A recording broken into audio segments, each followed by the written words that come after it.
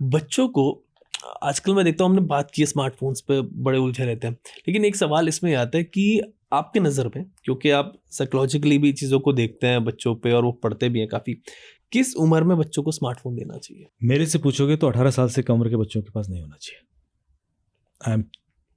Because 18 साल तक आपका ब्रेन वैसे इवॉल्व कर रहा होता है जहाँ पर किसी भी तरह का outer influence will corrupt you. वो एजुकेशन के थ्रू भी होता है, पर फिर भी वो इतना फास्ट नहीं होता जितना सोशल मीडिया कर देता है। सोशल मीडिया में तो आप ब्लाइंड हो जाते हो एंड यू गेट लेजी भी हो जाते हो, एफर्ट कमाने का इच्छा कम हो जाती है क्योंकि आपको क्विक रिजल्ट्स मिलने लगते हैं। एंड योर ट्रस्ट लेवल अनुभव पे नहीं, ऑब्जर्वेशन पे डिपेंड करने लगता है। आपके जो ट्रस्ट लेवल है आपके अनुभव पे होना चाहिए। सो वो रिस्क है बहुत ज़्यादा। आपने सिर्फ देख लिया कि ऐसा उसने वैसा वैसा किया और आपने उस पर ओपिनियन बना ली, विच इज़ बिग रिस्क। हम अब सब अपनी ज़िंदगी में ना बहुत सारे धोखे खा के आए हैं, बहुत सारे इमोशंस के थ्रू निकले हैं, वही हमारी कमाई है, वो हमें स्ट्रांग बनाती है। अब आज के दिन मुझे कोई और झटका लगता है तो मुझे टूटने से रोक लेता है क्योंकि मैं उससे ज़्यादा झटके खा चुका हूँ। पर यदि हमारी ज़िंदगी बहुत ज़्यादा उसमें बीतने लगेगी सोशल वर्ल्ड में और रियल वर्ल्ड के हम एक्सपीरियंसेस ही कम कर देंगे तो हम एक झटके में डिप्रेशन में आ जाएंगे, झटके में टूट जाएंगे, सुसाइडल हो जाएंगे। वो सारे डर हैं मुझे, या हम कोई चीज़ बड़ी कन्विक्शन के संग लंबे समय तक नहीं कर पाएंगे। Perseverance is a great quality which normally हम लोग अंडरमाइन करते हैं कि आप करते रहो करते रहो करते रहो तो जो बेस्ट होगा ना आप उससे ज़्यादा अचीव कर लेते हो। वो बहुत बड़ी ताकत होती है। बिल्कुल सर। बच्चों पे एक और सवाल आया, आपने कहा कि 18 साल से कम उम्र के बच्चे इन्फ्लुएंस बहुत जल्दी हो जाते हैं और उनको नहीं फ़ोन्स देने चाहिए, सोशल मीडिया स्पेसिफिकली यही बात है, उनसे दूर रखना चाहिए। और डिप्रेशन भी आपने कहा कि ये सब चीज़ आ सकती है। तो क्या ऐसे बच्चे जो 18 साल से कम हैं और जो लगातार इन्फ्लुएंस्ड में है सोशल मीडिया के, और नेगेटिव इन्फ्लुएंस वहाँ ज़्यादा होता है बच्चों के लिए क्योंकि वो और क्या करेंगे, उनमें डिप्रेशन के चांसेस ज़्यादा होंगे क्या कंपेयर टू दोज जो 17, 18, 20 साल के बाद स्मार्टफोन चला रहे हैं? देखिए, आप जितना ज़्यादा मोबाइल यूज़ करेंगे उतना ज़्यादा चांसेस हैं कि आपके पास वो ह्यूमन ट्रेट्स डेवलप नहीं हो पाएंगे जो स्पोर्ट्स में होते हैं। स्पोर्ट्स में आप हारते हो ना, फिर लड़ते हो, 10 में से एक भी गेम जीत जाते हो तो भी आप, तो आपका जो डोपामाइन लेवल का वेरिएशन है वो बहुत अलग तरीके से होता है। यहाँ पर आपने देख रहे हो आपको किक किक किक किक ही मिली जा रहा है आपको, मतलब ये प्लेजर प्लेजर, दुख ही नहीं हो रहा। आपको ज़िंदगी में दुख भी चाहिए होता है, आपको भूखा रहना भी होता है, आपको बिना पानी के आप कितने दिन रहे, आपको रहना आना चाहिए एंड आपको वैल्यू तभी समझ में आती है। एक बार हम लोग कहीं गए फैमिली के संग, मैं 9 साल 10 साल का था और जंगल से पैदल चल के जाना था, मेरे ख्याल से 8-10 किलोमीटर। वापस आ रहे हैं, अब मुझे प्यास लग रही है और कहीं पानी नहीं, तो मैं बार बार जिद कर रहा हूँ कि मुझे पीना है। और तो मेरे पापा ने ऐसे कहानियाँ सुनानी शुरू करी। उन्हें पता था पानी अब दे ही नहीं सकते, है ही नहीं, और मुझे जब तक वहाँ नहीं पहुँचेंगे और इसमें लगेगा करीब 4-5 घंटे लगेंगे या 6 घंटे शायद, ऐसे था लंबा रास्ता, चले जा रहे हैं गाँव की बात। अब मैं अपने हिसाब से सोच रहा हूँ, वो अपने हिसाब से सोच रहा है, मैं सोच रहा हूँ कि पोखर मिल जाएगा तो पानी पी लेंगे यार। तो मैं देखो वो पोखर मिल गया, अब मैं वो नहीं पी सकता क्योंकि वो गंदा पानी है। तो मुझे समझाया जा रहा, मुझे इतनी गुस्सा आ रही है कि मैं अभी पी लूँगा, मेरी प्यास बुझ जाएगी, ऐसा तो कुछ गंदा भी नहीं है। वो स्ट्रगल, वो, और इवेंचुअली 4-6 घंटे बाद जब मैंने पानी पिया, जब मैं बिल्कुल फेंट होने वाली उसमें था, दिल में रह गया मेरे, मुझे पानी की वैल्यू समझ में आ गई उस दिन। अब मेरे हाथ से जैसे मैं बोतल में पानी पीऊँगा ना, तो आप ध्यान देना, मैं उठा के चला जाऊँगा, मैं उसको छोड़ूंगा नहीं, क्योंकि वो दो घूंट भी रह गया ना, वो भी कहीं जाके पी लूँगा मैं, या नहाते समय पानी। वो जो वैल्यू आएगी तभी जब आप एक्सट्रीम लेवल पे उस चीज़ को फील करते हो, अदरवाइज नहीं आएगी। वो रह गई मेरे दिमाग में, पानी इतना वैल्यूबल है भाई, ये वेस्ट नहीं होना चाहिए। ऐसे और भी अनुभव होते हैं हर आदमी की लाइफ में कि आप 4 दिन भूखे रहोगे तो रोटी की वैल्यू समझ में आ जाती है, और फिर आप किसी को ऐसे, आप खाना देते समय भी आपको इज्जत समझ में आ जाती है कि यार ये, मैं देख रहा था वो ऐसे फेंक रहा था कोई खाना, यार ये क्या तरीका, आपको वैल्यू नहीं पता कि क्या है वो। सर वो है ना, मान लीजिए कुछ खाना घर पे है और वो पसंद नहीं आ रहा, तो 2-3 घंटे भूखे रह के देख लो, वो पसंद आए, वो चाहिए होता है। एक सर डोपामिन पे आपने बात की, मैं एक जगह पढ़ रहा था कि जैसे कि ये प्ले स्टेशन में या कहीं पे लोग ना फीफा खेलते हैं, कि फीफा में जो खेलते हैं बच्चे, और 1-1.5 घंटे में वहाँ पे लिखा हुआ था, एक्यूरेट मेरे को याद नहीं, वो कहते हैं कि 50-60 हज़ार बार वो पास का बटन दबाते हैं और वो 50-60 हज़ार बार डोपामिन मिलती है उनको। और अगर वो रियल टाइम में जाके फीफा खेलेंगे तो वो हार्डली 10 बार 20 बार 25 बार ही पास देंगे, वो इतना ही डोपामिन होगा और यहाँ पे मल्टीपल टाइम ज़्यादा हो जाता है। करेक्ट। तो इसकी वजह से उनके वो जो डोपामिन के वो ना वो लेवल्स बढ़ जाते हैं और फिर वो उनको उसमें वो आदत हो जाएगी उनको। बिल्कुल, वो उस चीज़ की यदि वो उतना नहीं मिल रहा है, जैसे हम बोर होने से डरने लगे।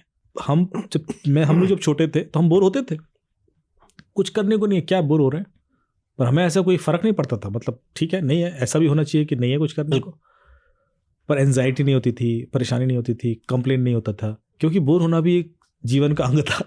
अब आदमी बोर नहीं होना चाहता, अरे मैं बोर हो रहा हूँ, गिव मी सब। तो वो जो एंगेजमेंट्स हमेशा होने की, सर वो वॉशरूम में फ़ोन चाहिए, हाँ वो है कि मुझे मैं उस समय भी बोल नहीं सकता, ये है। बिल्कुल। सो मुझे तो कई बार ऐसा लगता है, I am not chemical scientist, पर हर चीज़ का बॉडी में एक लिमिटेड वो भी होता होगा, कोटा। बिल्कुल सर।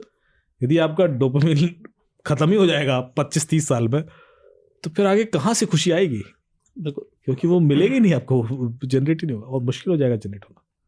फाइन सर, अभी मैं घर पे था तो यही बात, मतलब मेरे कज़न वगैरह सब आए हुए थे, तो कज़न की बच्ची रो रही थी।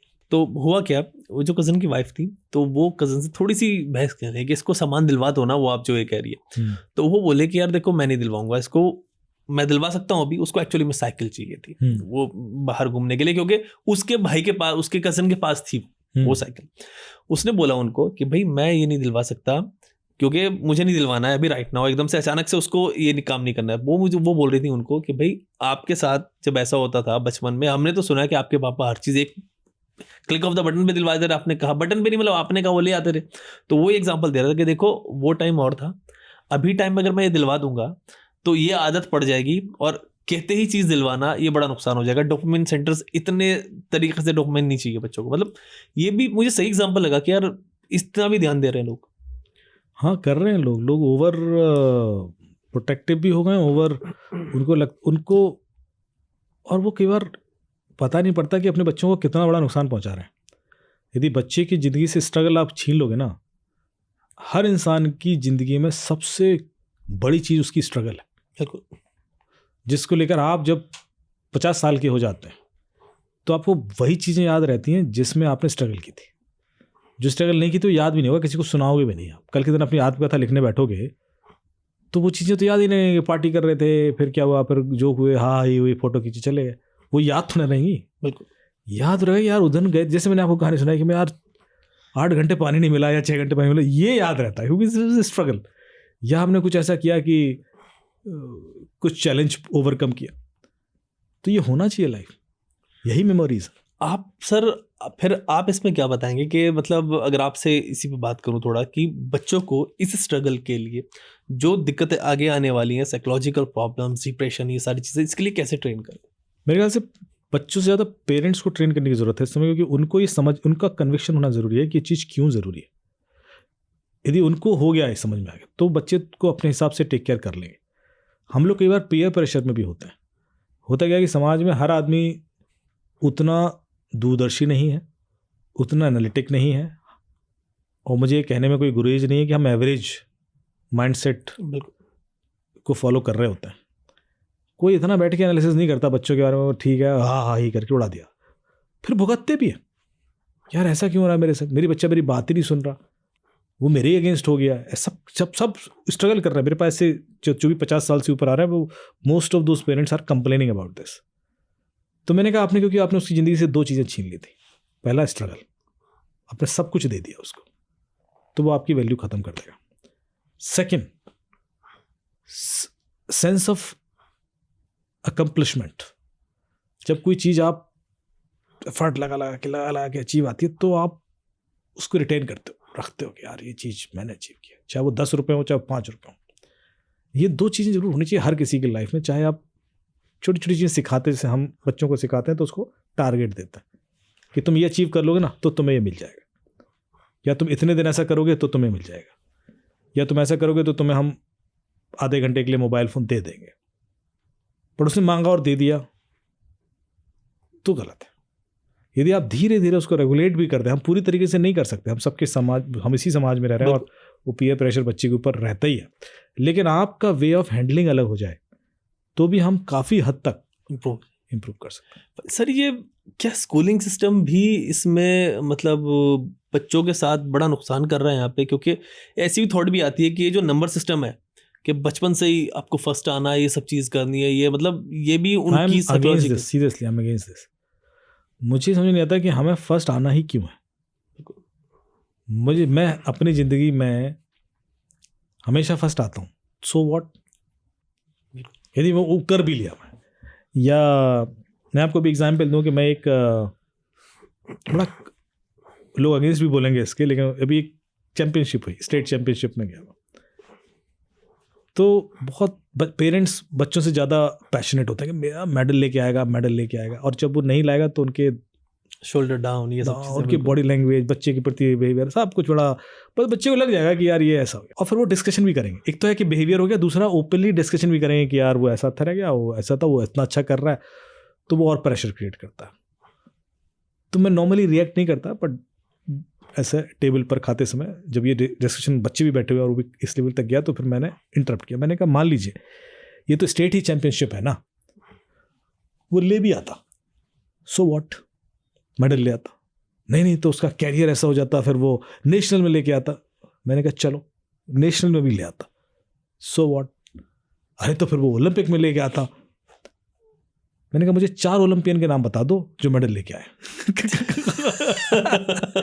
तो वही पेरेंट्स 4 ओलंपियन के नाम नहीं बता पाए। तो मैंने कहा फर्क नहीं पड़ता है।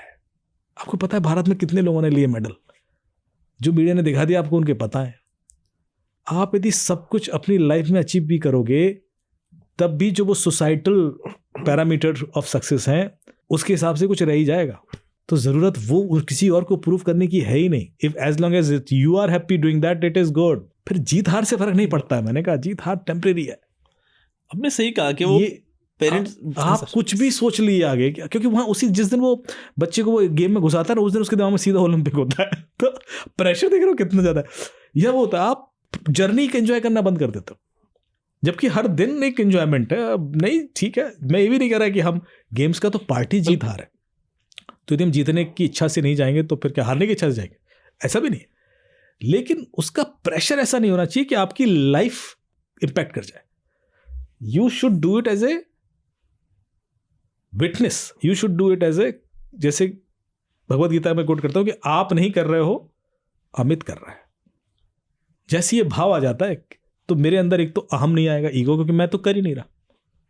ना आपने अच्छा किया ना बुरा किया, ना आप जीते ना हारे, वो तो अमित कर रहा है, मैं उसका रोल प्ले कर रहा हूँ। So if he is achieve, लोग आके तालियां बजा रहे हैं तो इसको मिल रही है, मैं नहीं हूँ भाई, मैं तो कल बिल्कुल था भी नहीं रहूंगा। सही चीज़ आपने, the moment you do it. और ये हर जगह रोल प्ले करते। जैसे आप किसी मिनिस्टर के पास गए या किसी ब्यूरोक्रेट के पास गए, तो वो उस पोजीशन को मैं समझ लेता है, और उसकी बॉडी लैंग्वेज, उसका एरोगेंस, उसका एटीट्यूड, भगा दिया, फाइल फेंक दी, वो तो वो रोल प्ले कर रहा है भाई, वो तो वो है ही नहीं। और जिस दिन वो सीट पर नहीं रहेगा, उस दिन वो एकदम से शॉक हो जाता है कि यार मेरी गाड़ी का दरवाजा क्यों नहीं खुल रहा, लोग मेरे को रिस्पेक्ट क्यों नहीं कर रहे, कल ऐसे लाइन लगा के हेलो कर देते, आज दिवाली पे कोई आया क्यों नहीं मिलने। ऐसा होता है बिकॉज आप और जिसको आप रोल प्ले कर रहे थे, आप उसमें विभेद कर ही नहीं पाए।